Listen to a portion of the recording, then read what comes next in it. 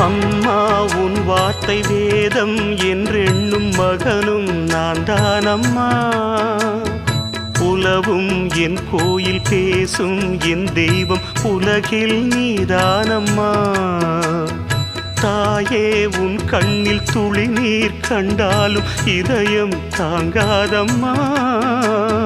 ஏதோ உன் நெஞ்சில் துயரம் என்றாலும் விழிகள் தூங்காதம்மா. வண்ணமுகம் வாடி நிற்க பார்த்ததில்லை நானும் என்னாலும். வாடை கொஞ்சம் கூந்தலை ஆடை கொண்டு மூடிட வருத்தம் என்ன இந்நேரம்.